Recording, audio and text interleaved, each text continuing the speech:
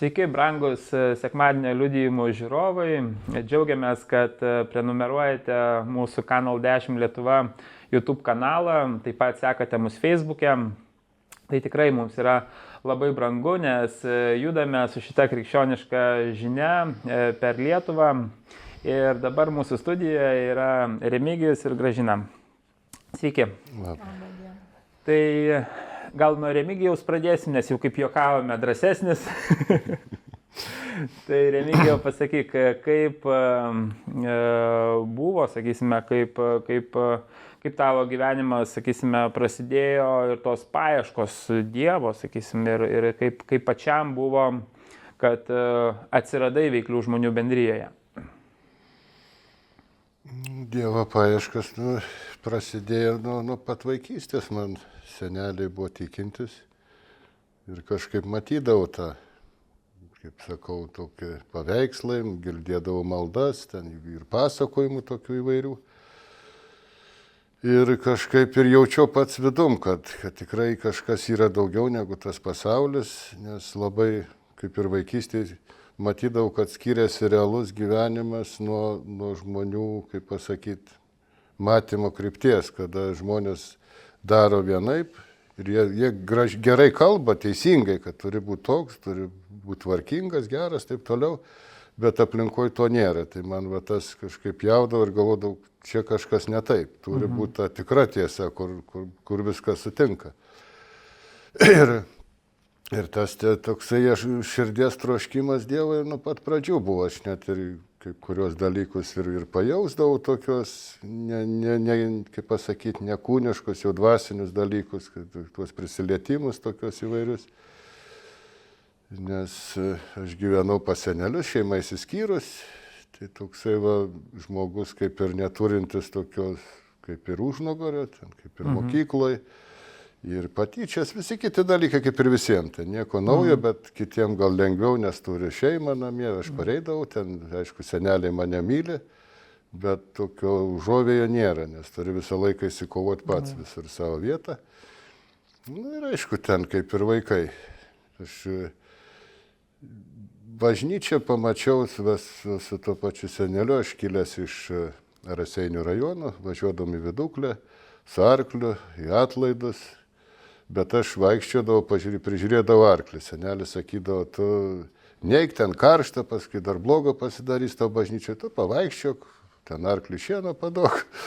Ten 7 kilometrai būdavo važiuoti. Ir aš žiūrėdavau, taip kažkaip didingai atrodo, bet išeina ten žmonės su vėliavom, kunigai tie tokie, juodai apsivilkę, man kažkokie, nemačiau ten šventumo, bet baimę tokia kėlė, kažkokį didingumą, bet šito nemačiau. Ir tokie tos kalbos, viskas ir man kažkaip, tas tikrai, aš paskui kaip jau įtikėjau, aš ir atsiminiau iš vaikystės tam tikrus momentus, kad čia tas pats Dievas buvo, tas pats Jėzus su manim. Ir, aišku, paauglystė ten išbandžiau visas, ne visas, bet daugumą tokių eilinių blogybių, kurie visi daugumoje pereinam. Ir rūkimas, ir išgerinėjimas, ir taip toliau, ir muštynės, visokias, ir kaip girdėjau vieno brolio liudijimą tokį nesenai, tai panašiai ir taip ir yra, kad jeigu tu nori kažką įsikovoti tarp draugų, turi apsimesti tokiu pačiu, nors ir širdį tu nebūsi toks. Aš iš tikrųjų, kaip seneliai išauklė, gerai auklė, aš norėjau būti geru, bet kai atėjau į pasaulio realybę, pasirodo, kad gerai būti neišeina. Ir aišku, turėjau tokią kaip svajonę, kaip ir daugelis, kad sukurt šeimą, galvoju, ir kaip aš turėsiu šeimą, tai aš nedarysiu taip, kaip pas mane tokia palaida bala buvo, bet aš būsiu mylintis ten tėvas, vaikus mylėsiu, jokių būdų neįsiskirsiu, jau tokie savo pažadus ir tikrai, aš nežinau, tas noras, kaip pasakyti, Dievas išklauso širdies troškimus, nes ten nebūtinai melstis ten kažkokiam dideliom maldom, bet Dievas mato širdį ir jis tikrai išpildė šitą. Ir mes pirmą kartą susitikom, man buvo po 16 metų, dar jauni visai. Ir kažkaip tikrai, nežinau ten kaip net paaiškinti ar papasakoti. Bet mes susitikę iškart kažkaip vienas kitą atpažinom, nežinau kaip. Taip atrodo, kad mes būtumėm gyvenę visą laiką kartu, tik tai kažkur buvom išėję kažkokiais tai keliais. Ir pati atsimenu pirmą pasimatymą, vienas kitam liūdėjom apie šeimą savo. Tai kaip aš gyvenu, kaip jinai gyvena, kažkoks kaip ir nuo liūdėjimo prasideda, kaip ir...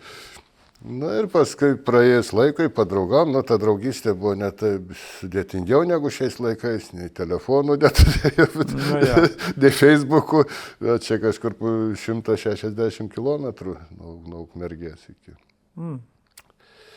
Bet susitikdavom tenais ir draugavom, laiškus rašėm, aišku, įsimylėjom iki ausų. Ir įdomus įsimylėjimo saikas iki ausų. Iki ausų. Nes, tas saikas, kaip kada su Dievu, tada jau visas, o čia tik tai iki ausų. Tai, ir aišku, toliau kariuomenė, į Rusų armiją dar tarnauju, paskutiniai metai tai armijai buvo, bet dar suspėjau. Ir irgi tokie per Dievo prisilietimai, kur bus visą laiką kažkaip mes ir vestuvės, ir visi kiti dalykai atrodo kaip kokie pasakoj. Visi rūpinas, kažką daro, kažkas vyksta, o mes tik tai viens į kitą žiūrime, bet nieko netrūksta. Ir, kaip sakau, kariuomenė ir tai iš Dievo malonės papuoliau tarnauti Lietuvoje. Radviliškį tarnavau, tai nuo Radviliškio iki, kur dabar gyvenam, kažkur ten apie 100 kilometrų. Ir tikrai nesitikėjo kiti, sako, kaip čia, aš irgi taip dar tada, bet galvoju, tikrai gal čia Dievas kažką daro, nes mes būtent kai pakliuvom į tą kariuomenę, jau visi mūsų draugai pažįstami, ten giminaičiai, visi sakė, kad jūsų tai santuokai, jauni labai, dar nieko nepatyrė, nieko nežinot, jau čia puolėt kaip į ugnį. Nieko čia ilgai nebus, dar išeis į armiją ir ten viskas pasibaigs. Tai reiškia apsivedė netgi prieš kariuomenę? Prieš. Kaip pusę metų dar kartu buvom ir aš išėjau pavasarį į kariuomenę, mes rudenį apsivedė. Bet taip sakau, pakliuvo, kad 100 kilometrų ir aš tokia tarnyba man irgi palaiminta tokia. Galėjau važinėti į namus, susidraugavau su tais savo valdžia visą. Aš ten medicinos kaip punktą tarnavau, nors neturėjau jokio medicininio išsilavinimo. Kaip tik buvo tas laikas, kaip visus su aukštuoju išsilavinimu kažkaip išėmė iš kariuomenės kažkoks įstatymas. Ir ten buvo, kuris mokėsi, jį išėmė. Aš tuo kartu pakliuvau ten su ligom ir pasilikau. Tai pusę metų buvau taip jau tarnau su visais, o paskui aš ten nepasakysi, kad ten kariuomenės. Supratau, ten kaip medpunktas kažkas. Jo, ten kada, atsikelt rytą reikia, ten kada jau ligoniai vaikšto, o daugiau visą dieną tavo reikalai ten. Su daktaru susitarė ir darai, kas tau reikia. Ir taip pat namo važinėti ir sakau, taip kažkaip, tikrai palaiminta tokia, savo, kaip sakyt, savo turėbiškitas panešto, bet čia labai tikrai Dievui dėkoju, jau tada dėkoju. Ir grįžau iš kariuomenės, jau tada buvo mūsų pirma dukra, pusės metų gal kažkur. Tai. Viskas smagu, viskas tvarkoj. Ir 93 metais toksai atėjo pirmas toksai pažintis su tikėjimu labiau, nes tada iki to laiko, tai Dievas yra gerai, kaip ir visi sako, tikiu visą gyvenimą, tai tikė daug kas tiki, bet naudos iš to nedaug. Tai va, ir 93 susitikau vieną tokį draugą savo, Konstantas jo vardas, ir mes darėm kryžių kartu, tuo laiku buvo tokia, kaip pasakyti, mada, ne mada, bet tokia kaimuose statyti kryžius, ten susitikimus kaimų daryti, ten visiems ir melstis, ir švęsti. Ir reikia kryžių padaryti ir jam padėjau aš ten. Jo, tu tai pasakėjai įdomiai, kad aš irgi atsimenu kažkaip tai kad labiau, ne tai, kad mada, ten buvo toksai, būtent 93, 4, 5 metai, toks kryžių atstatymo metas, nes dažniausiai statydavo kryžių į tą vietą, kuris jau buvo buvęs. Ir būtent čia labiau tas toks momentas buvo iš tikrųjų. Tu pradėjai sakyti ir aš apie Palevenėlės kryžių atsiminiau kažkaip tai. Tai tą kryžių padėjau mes, bet tą kryžių, dabar tų įrengimų visokių daug, tuo laiku nebuvo, grinai nutašėm su kirviu, ten viskas buvo rankų darba, grinai, ten jokių. Ir aš iš pradžių pamačiau tą medį tokį didžiulį, galvoju, čia neįmanoma kažką padaryti čia, bet paskui ten kažkaip dabar prie mano namų stovi koplytstulpis. Ir ačiū Dievui. Ir tada būtent per tą darbą mes kalbėjomės, bendravom. Ir ten aš jau nebeatsimenu tokių smulkmenų, bet kažkokia tokia mintė jisai, kad sako, tu, arti Dievas, jis jau vaikščia bažnyčiai, turėjo tikėjimą. Sako, reikia kažkaip tai Naują Testamentą, raštą paskaityti, jau mes jau kaip ir susikalbam. Irgi taip pat, kaip su žmona susitikau, atrodo, kad mes jau irgi matėmės ir su to broliu susitikau irgi taip pat. Atrodo, kad mes kažkur buvom įsiskyrę trumpam. Taip atitiko mūsų, kaip pasakyta, bendravimas, mes ir dabar bendraujam. Ačiū Dievui už jį. Ir tada pradėjau, kaip atnešė, kaip Gražina liudė, kunigas Naują Testamentą. Ir aš atsiverčiau, pradėjau skaityti. Aišku, iš pradžių nepapuolė, iš pradžių atsiverčiau, buvo ta kilmės knyga. Pradėjau skaityti, savo, tam tas ir galvoju, tai iš kur čia viskas čia. Bet paskui kažkaip ir praverčiau ir iš tikrųjų Dievo tas pirmas pažinimas atėjo iš Naujo Testamento skaitymą. Ir mums tikrai paskui su to broliu susitikdavom, skaitydavom ir net tikrai jausdavom šventąją dvasią, jos buvimą. Net yra keletą tokių paliudijimų, kurie šalia mūsų buvo, toks viena. Vasaros laikė būdavo tokie irgi atvažiuodavo į mūsų bažnyčią klerikai, ten prie kunigo pasimokyti kažko, ten pabūti. Ir mes kažkaip bendravom vieną kartą ir jie pas mane atvažiavę buvo ir jie važiuoja namo. Ir tasai sustojo su mašina, sako, pajaučiau šventąją dvasią. Mes ten paprasčiausiai paskaitom ir studijuojam, nagrinėjam, kaip čia gali būti, kas ne aš kaip perskaičiau, tai tada tikrai pažinau Dievą kaip žodį, kaip tiesą ir tada supratau, kad būtent dėl ko man taip atrodė, kad skiriasi. Jo. Tam pasaulyje, nes čia nesusigaudė. Atrodo viską nori gerai, bet išeina kaip visada, kaip sako. Ir kada paskaičiau Naują Testamentą, supratau, kad va čia yra ta tiesa ir čia. Ir man iškart irgi taip pat į širdį prakalbėjo. Taip viskas, Dievas dovanai viską davė ir žmoną, ir draugą, ir savo pažinimą.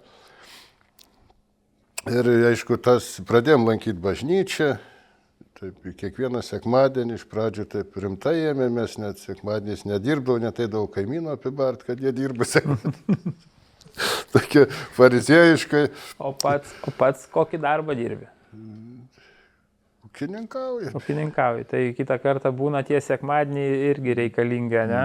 Nieko būdo nedarau iš principo. Nes, tai aišku, aš karvių ūkį turiu, tai ten apeiti jau turi, nekur dėsis, bet jau ten koks šienų sausas, debesis kyla, aš nejudu jau taip fariziejiškai, kad jokių nebūtų. Jau tvirtas buvo. Tvirtai, toj vietai buvo tvirtas.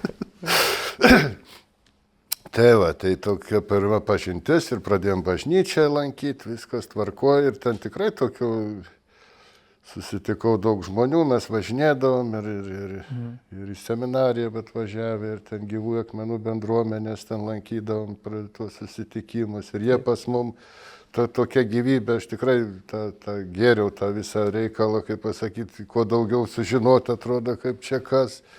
Ir tikrai ir daug ko sužinojau,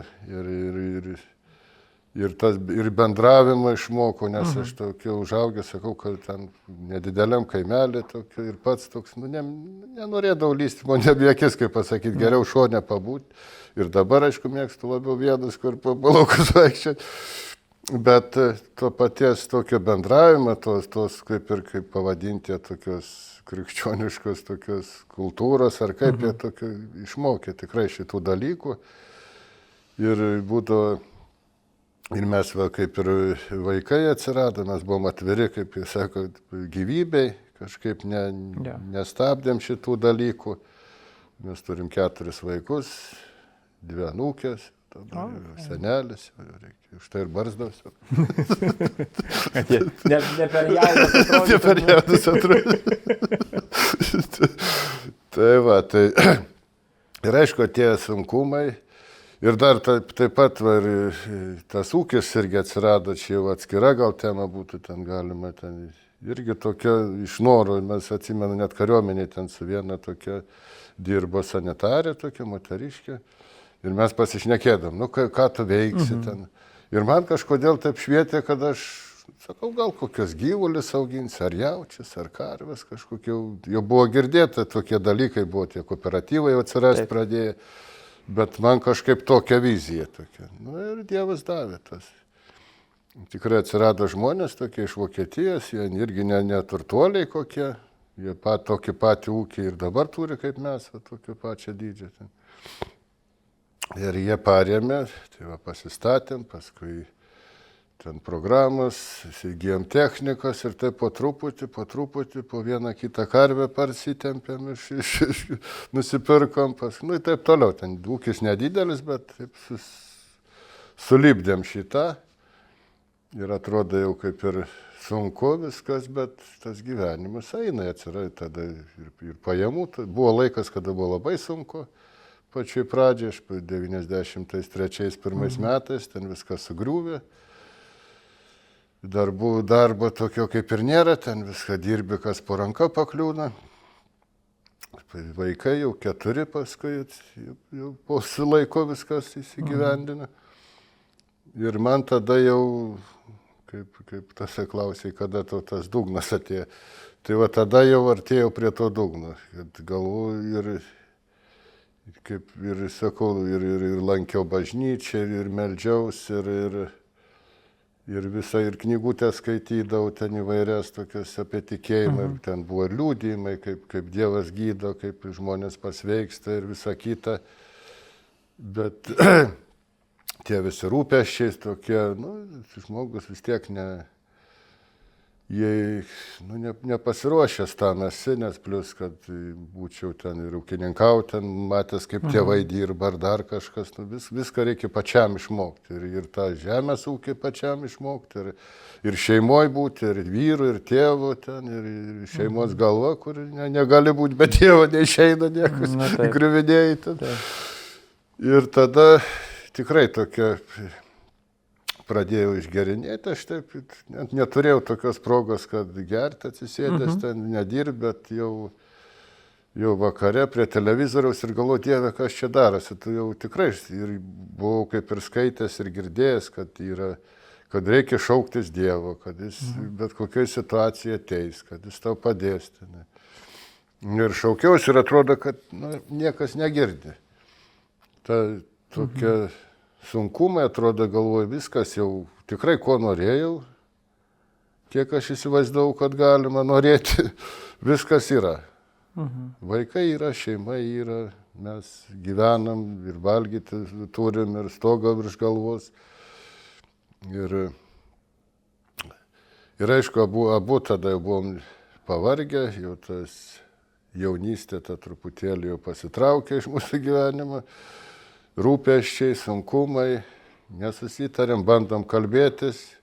O tai jau kiek metų buvo santuokoj, kai jau šitas vyko, jeigu taip plius minus? Iki 20, nes 20 tai mes atėjome į bendriją, kai buvo 20 metų mūsų. Supratau, tai jau tikrai atbuvę gerą gabalą kartu. Gabalą jau atbuvę ir jau mes jau pradėjom buksuoti, mes nesiruošėm, kad ten skirtis ar ten dar kažko, nei mušėmės, nei ko ten jau. Jau žmonių teisės neprisikabinti.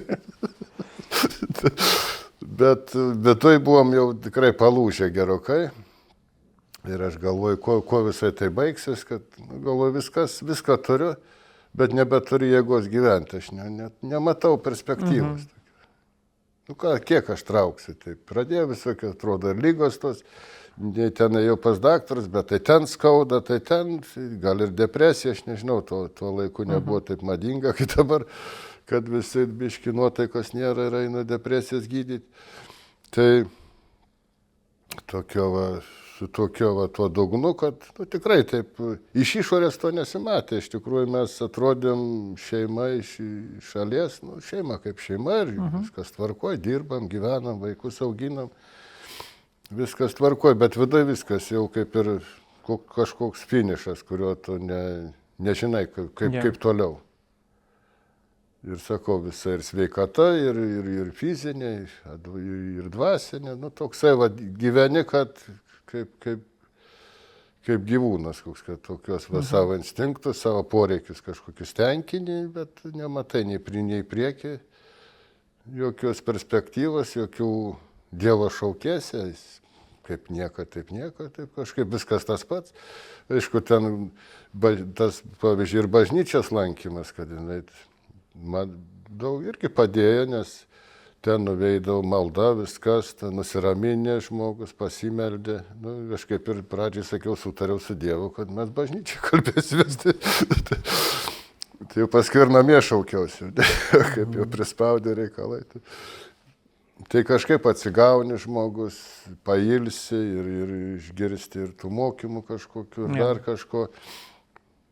Bet savaitgalis, ten sekmadienis, bet pirmadienį vėl tie patys darbai, tie patys rūpesčiai ir jų vis nemažėja, atrodo, jie vis sunkėja, nors jie nesunkėja, tu pats tik tai taip matai, kad jau kaip neturi jėgos, tai tau atrodo, kad labai sunku.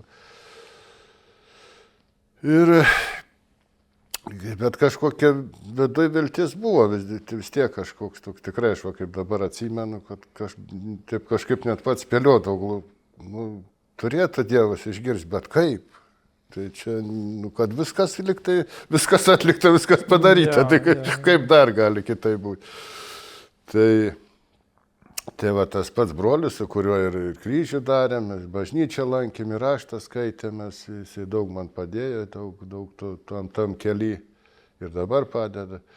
Ir jisai ten kažką irgi ūkininkauja, kažkai jungia radiją ir įsijungia Marijos radijas. Ir jisai pats liūdė, sako, aš to radiją kiek įjungdavau, tai jisai, tai žmogus ir meldžiasi, ir bažnyčią lankosi, už mane toksai biškis sąžiningesnis negu aš.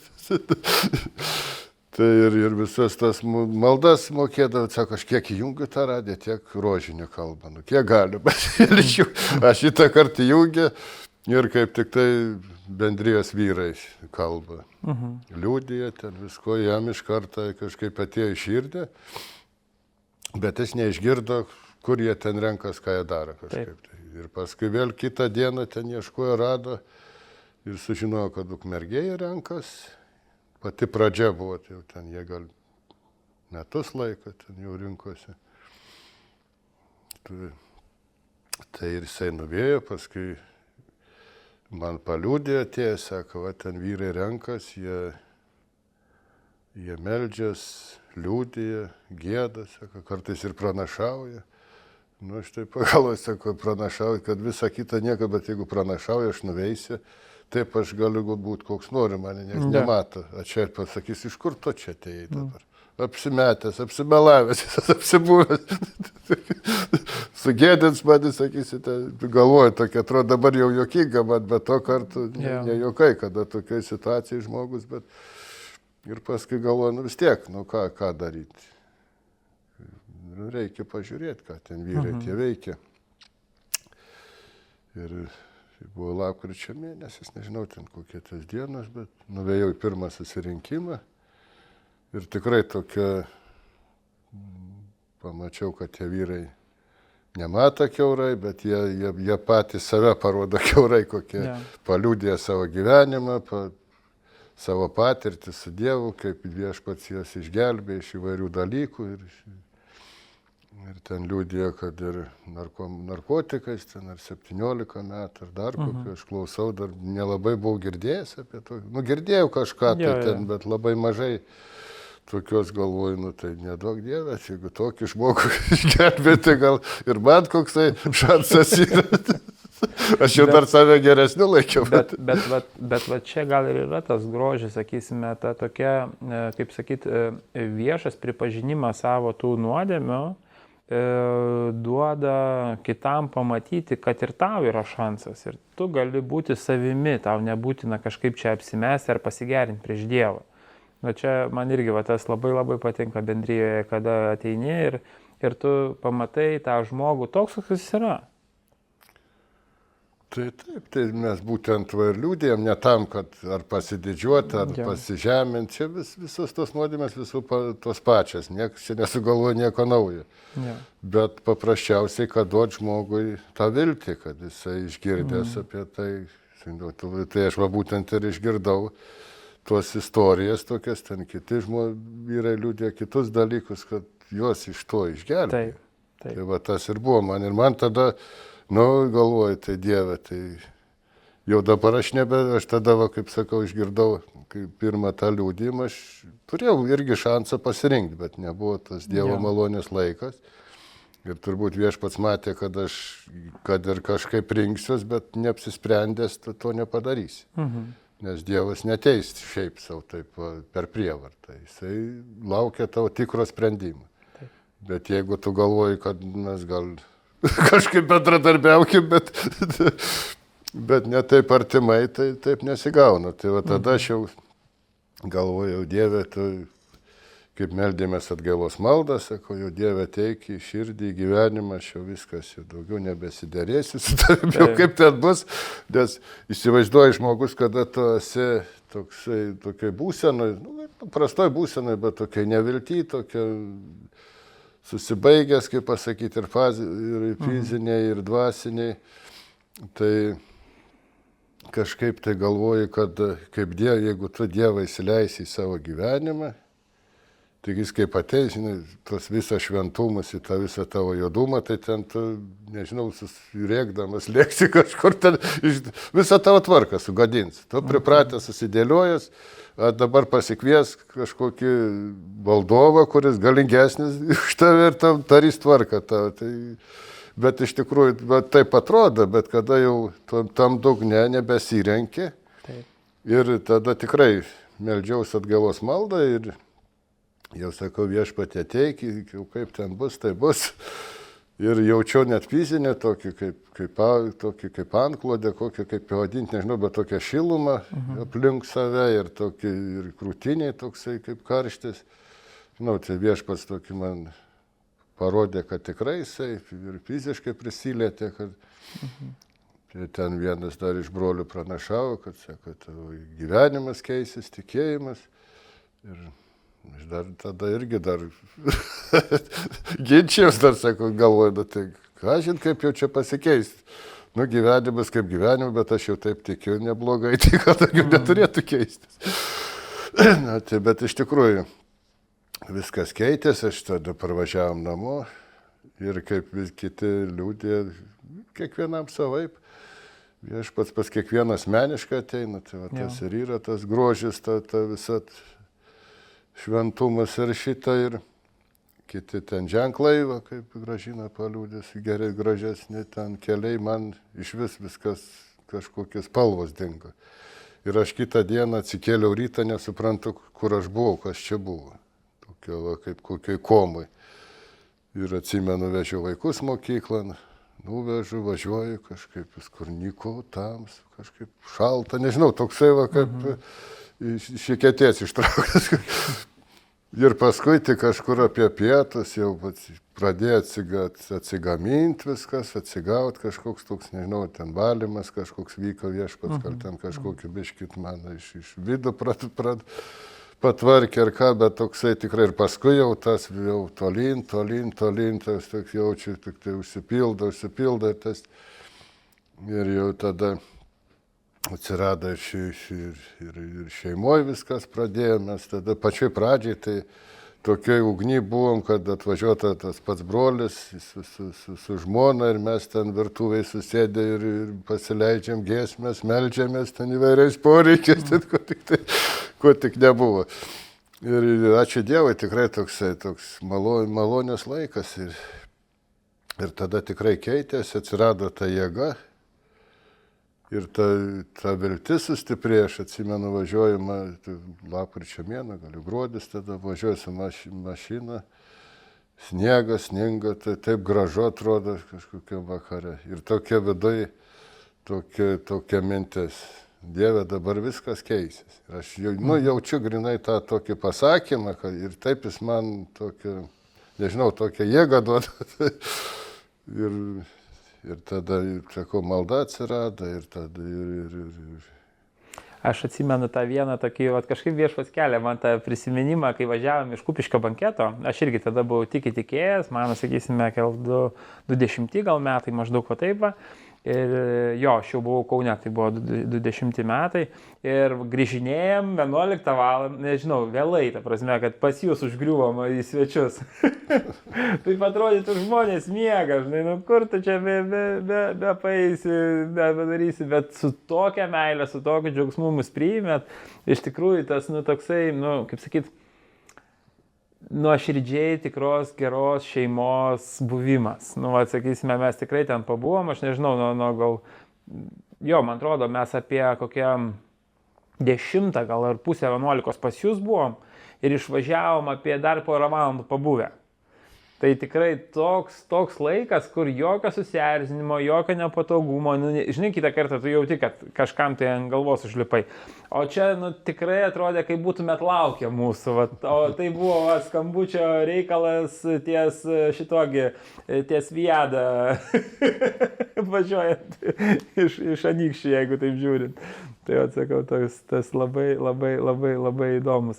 Tai reiškia, toj ugny ir atsirado tas, nu, Dievo buvimas, Dievo vedimas. Tada atsirado ir tada, kaip pasakyti, iki tol nebuvo tos, ne tik tas buvimas buvo, bet nebuvo supratimo ir tikėjimo, kad Viešpats asmeniškai už mane.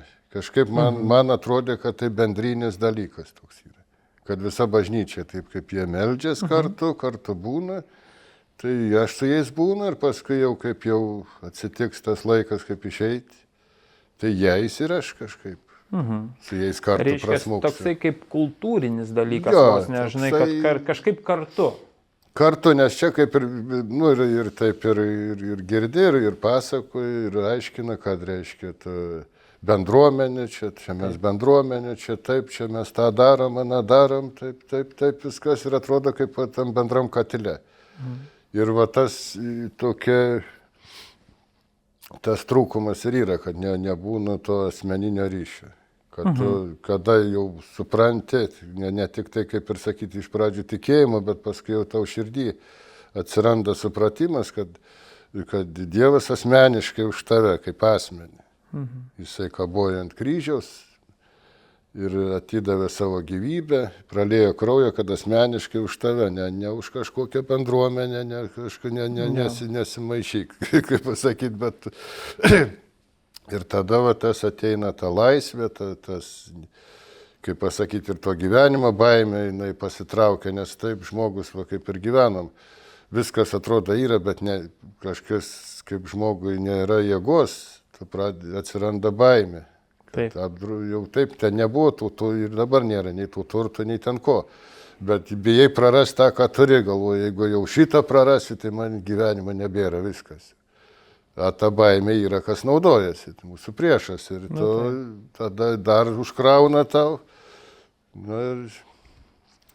Kada atsiranda šitas ryšys toksai, kad ir ne vieną kartą ir to paties tokio balso garsaus negirdėjęs, bet mintim tikrai su Dievas sugavęs keletą tokių, ir, kaip pasakyti, padrasinimų ir pagodo žodžių, tokių tikrai tokie ypatingi dalykai.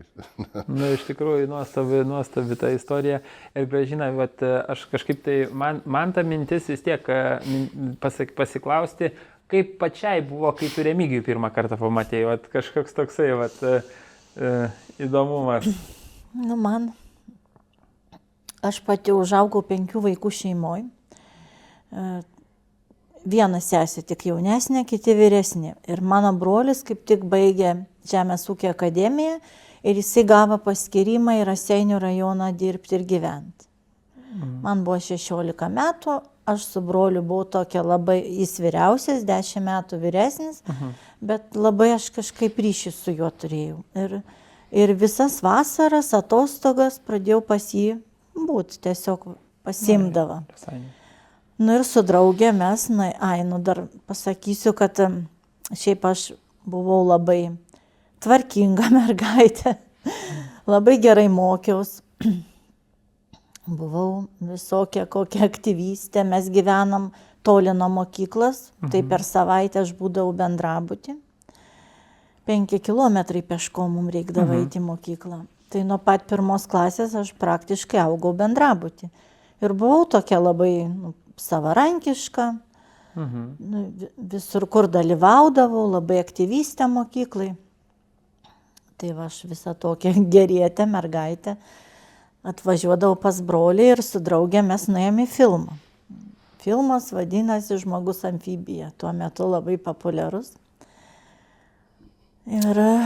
O jinai turėjo draugą ir tas draugas buvo Remigijos draugas. O jisai buvo toks, toks huliganavotis. Gero mergaitėm patinka, negeri berniukai turbūt. Jisai tiesiog. Ir mes ėjom po to filmo namo, jisai mane palydėjo, priskynė man rožių iš mokyklos sodą. Per tvorą įsilipęs. Mes buvom 16 metų. Ir kažkaip iš tikrųjų, ten nedidelis toks kaimas, kur jie gyvena. Bet mes, nežinau, ten 5 ratus apie tą kaimą apsukam turbūt. Labai ilgai šnekėjomės ir tikrai, kaip nebūtų keista, per tą pirmą mūsų pasivaikščiojimą, jisai kažkaip man pasakė, kad jeigu aš kada turėsiu šeimą, tai niekad jos neišduosiu, nepaliksiu ir nesiskirsiu. Iš tikrųjų, tai buvo gan toksai dabar, kaip matant, Dievo vedimas. Taip. Nes tokio atstumo 2 metus mes draugavom, rašėm laiškus vienas kitam.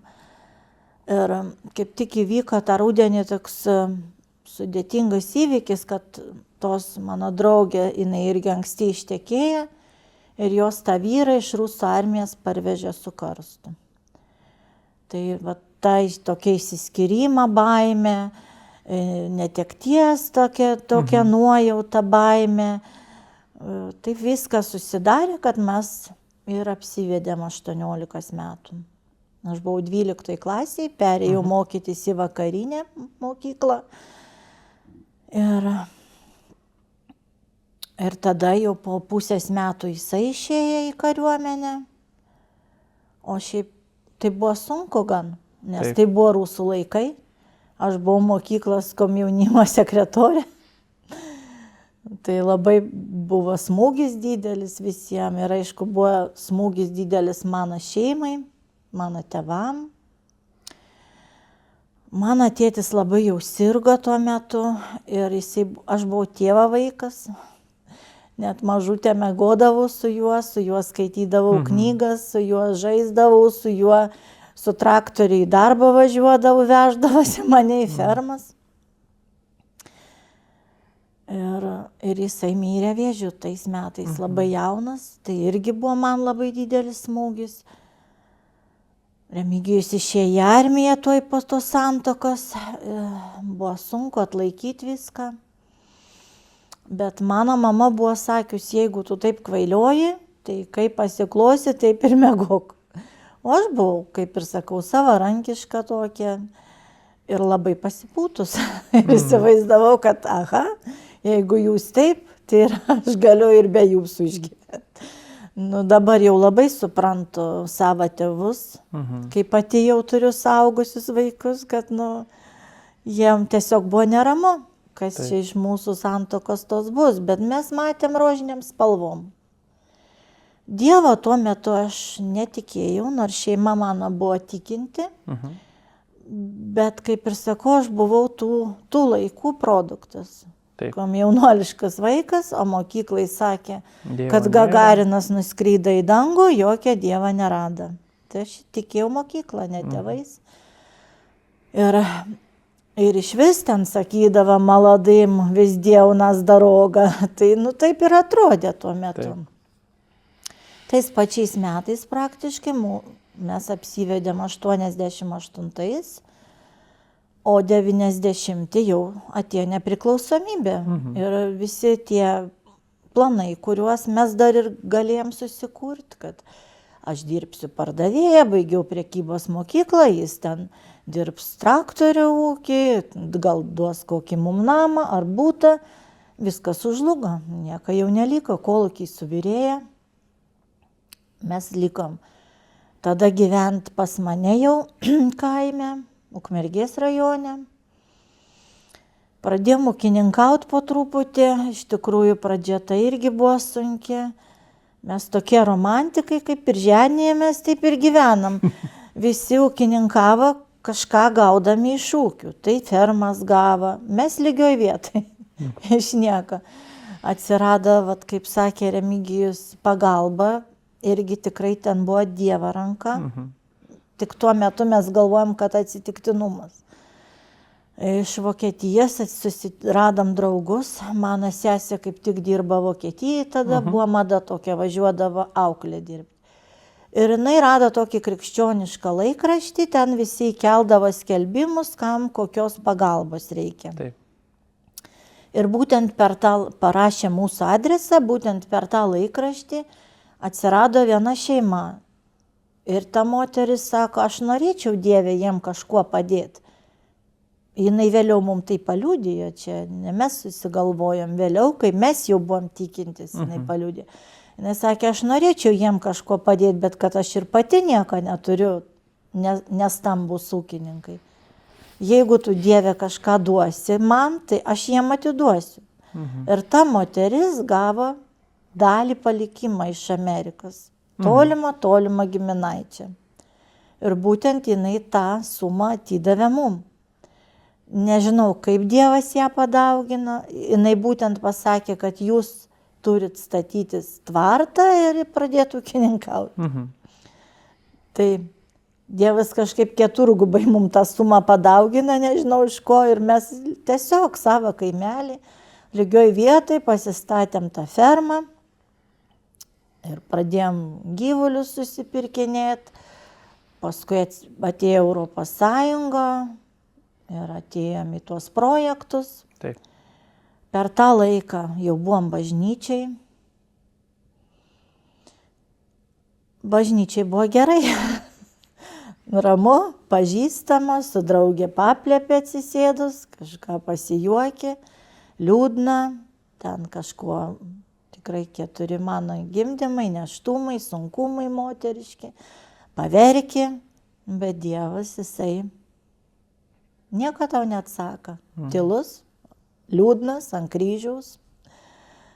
Ir tu taip ir galvoji, kad kai jau numirsi, tada jau sužinosi visus vaisius, tada jau su juo išsiaiškinsi tenai.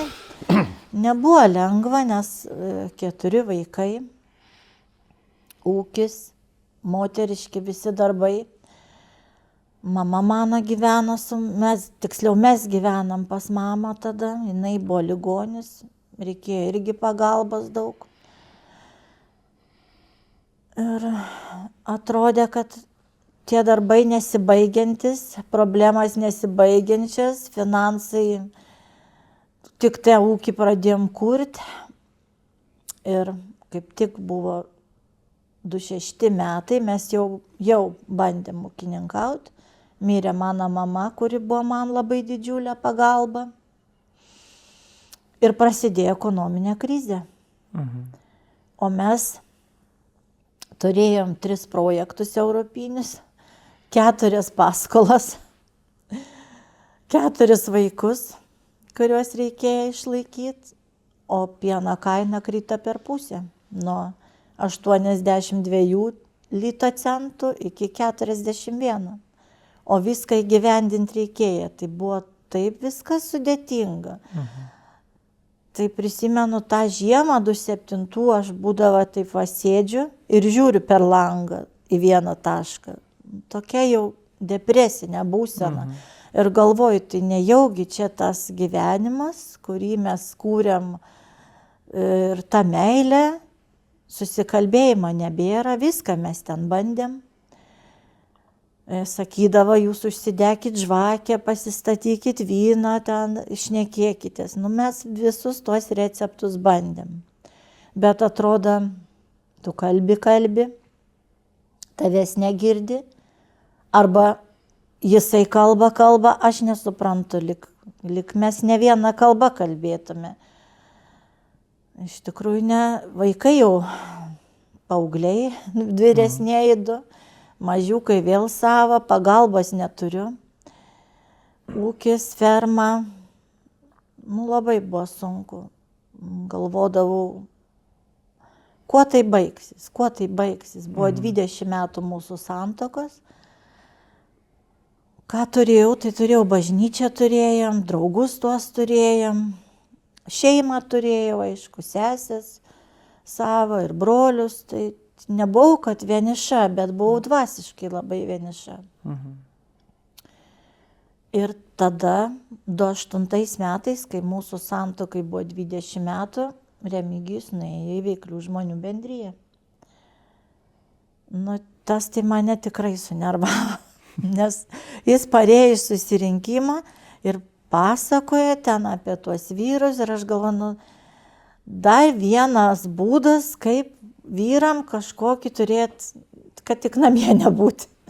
Nes, nu, man atrodė, kad moteris vis tiek viskuo šeimose pasirūpina. Realiai aš dabar tai suprantu, kad labai daug moteris užsikraunam pačias, kad jeigu tu prieki lėksi traukinę, tai, nu, tas vyras tiesiog tavęsgi nepagaus, nelaikys surištos, jeigu tu pati visur puoli, griūni, tai čia taip ir bus. Bet man atrodė, kad moteris yra geresnioji žmonijos dalis. Ir vyram organizacija dar kažkokia atskira, jų organizacija tiesiog išmislas. Jiem turėti savo išskirtinumą. Taip. Bet mes tokie buvom, kaip ir tuokėmės, kaip ir gyvenam, labai artimi iš tikrųjų buvom. Mes viską buvom įpratę daryti kartu.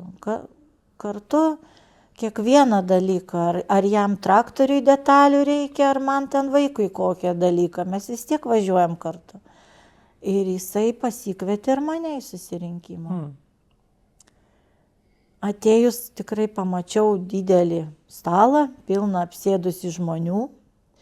Jie giedoja giesmes su gitara ir man buvo labai tas keista, nes giesmės buvo kitokios negu bažnyčiai. Nebuvo to sakralumo, buvo toks paprastumas, atvirumas kažkoks ir man labai jos patiko ir man toks kaip ledai nuo širdies tirptų.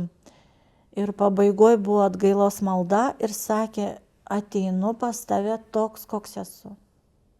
Tas mane labai sukrėtė ir iš tikrųjų iki pačiol tas mane labai veža, nes iki tol visur tu turėjai turėti įvaizdį.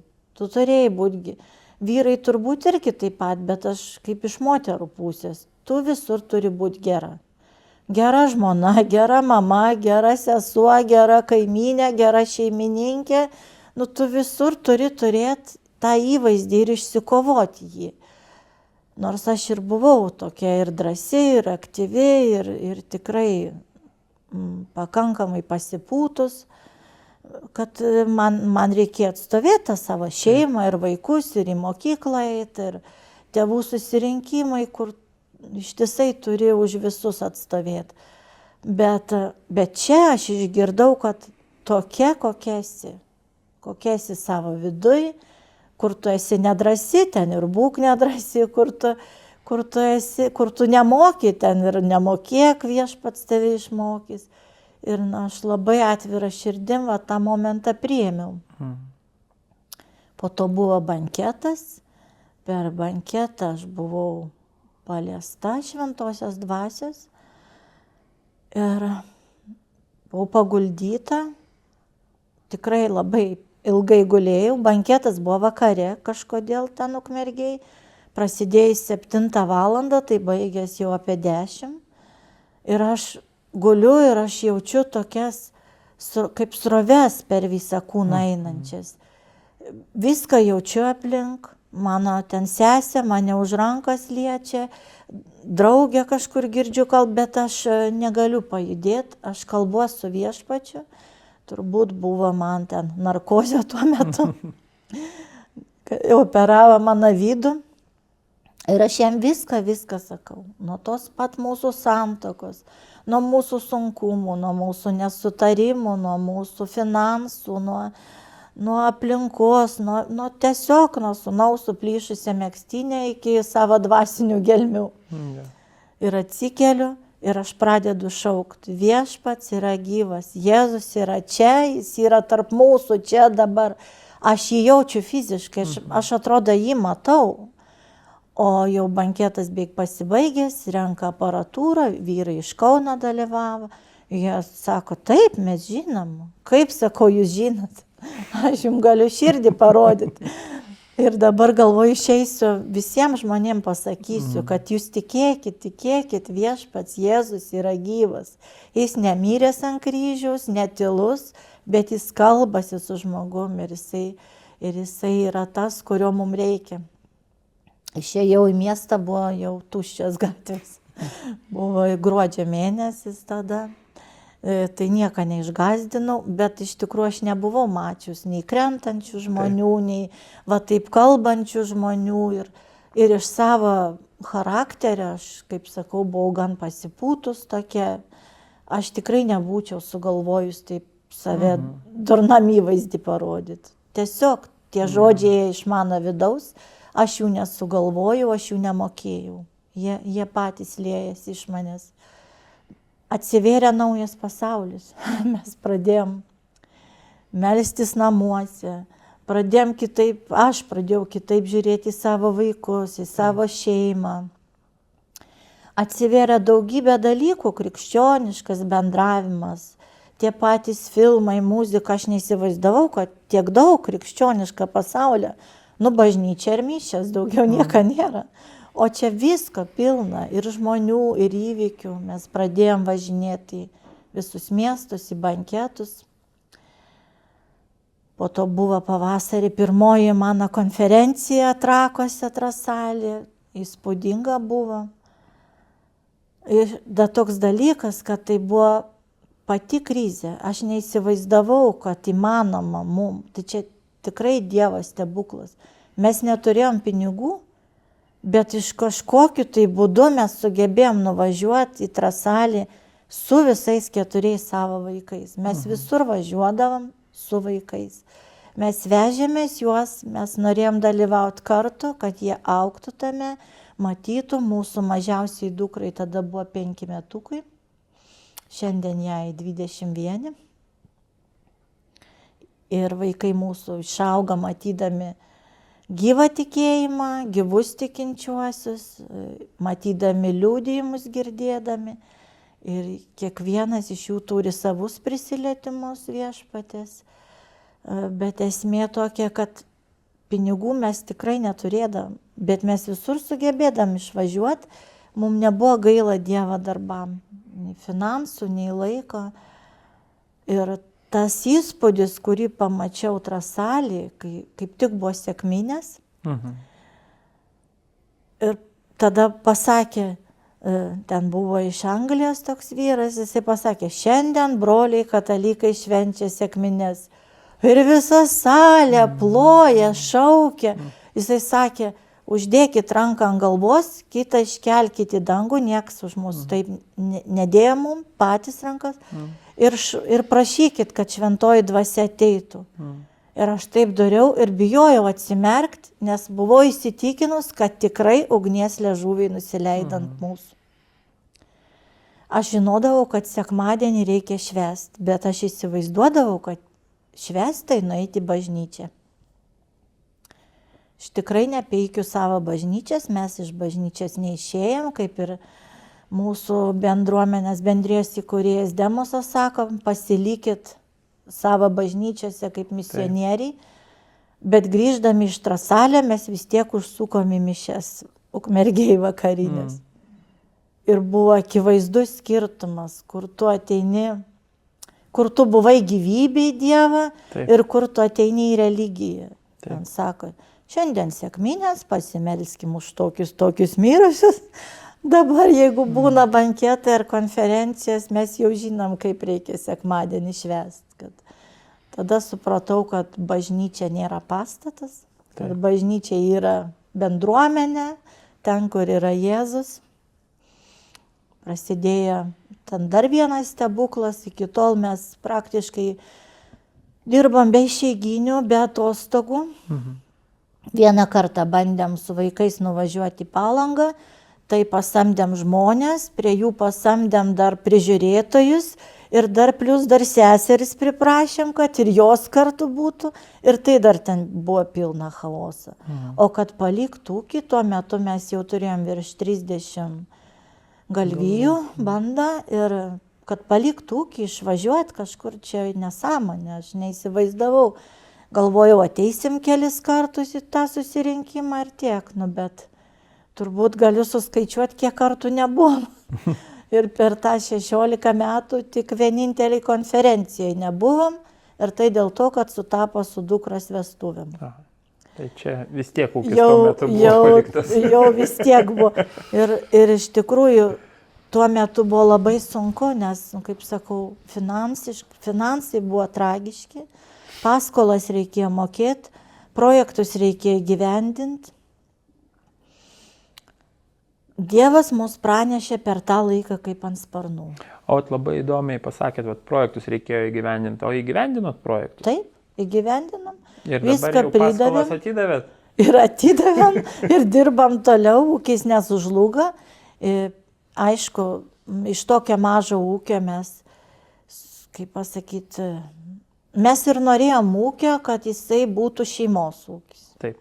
Mes nenorėjom didelio ūkio su daug samdomų darbuotojų ar kažko. Mes norėjom patys dirbti ir iš to pragyventi. Tai taip ir yra, jau baigiam vaikus užauginti. Jau paskutiniai tik tai 2 studentai beliko, jau turim ir Žentą, ir Marčią, ir 2 anūkės. Ir iš to nedidelę savo ūkelę viską įsigyvendinam ir visą laiką užteka ir tarnavimam. Buvo daug atvejų, kai Dievas stebuklingų būdų aprūpindavo, kai reikdavo važiuoti į kažkokį tarnavimą. Tai čia pasakot be galo, bet pavyzdžiui buvo toks atvejis, kai Remigijai reikėjo važiuoti į vyrų stovyklą. Ir mes visiškai neturėjom pinigų, reikia jam važiuoti ir plus dar reikia šeimai palikti savaitgalį. Vyrų stovyklą rudenį, rugsėjo pradžioj. Iš kur atsiras pinigai? Staiga nei iš šio, nei iš to atsiranda žmogus, kuris pasamdo jį supresuoti šieną, didelį lauką ir užmoka jam gerus pinigus. Tas, kas gyvena kaime, supranta, kad rugsėjo mėnesį nieks nešienauja ir šieną nepresuoja. Bet jam reikėjo tą lauką nuvalyti tiesiog. O mes žinom, kad Viešpats norėjo mums palaiminti pinigais. Tai va tokių stebuklingų atvejų tikrai buvo ne vienas. Mes vėliau važiavom ir į Ukrainos, liudyti Ukrainą keletą kartų. Taip. Ir į Latviją, ir į Baltarusiją, ir į Suomiją.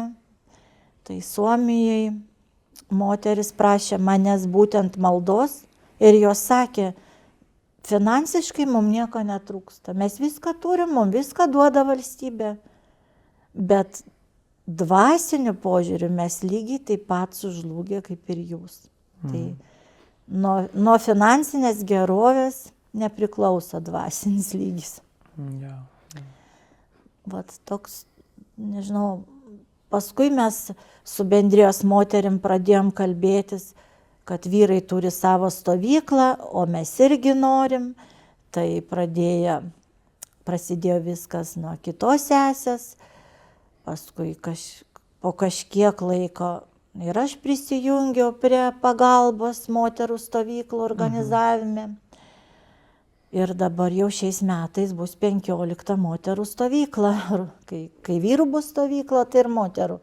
Tuo pat metu tokią tarnystę su moterim turiu tarnystę skyriui. Vat kaip sakėjai, maloniai sutikam, tai iš tikrųjų Viešpats taip man parodė, kad kaip pagal Dievo žodį, kad kai kurie to nežinodami priėmė angelus. Taip. Tai mūsų šeimos namai visada buvo atviri. Visiems, kas tikėjo, ateidavo. Ir buvo toks dalykas, kad pas mus buvo atvažiavęs Donvaldas su žmona ir kitais tarnautojais. Ir jisai pasakė, virš šitų namų ilsisi Dievo dvasia. Tai mums buvo be galo svarbu tai išgirsti. Ir dabar banketam Ukmergėj mes ruošiam patys maistą. Dažniausiai man padeda mano vaikai namuose, dukra ypatingai mažoji. Ir kiekvieną kartą mes ruošiam kaip Jėzui.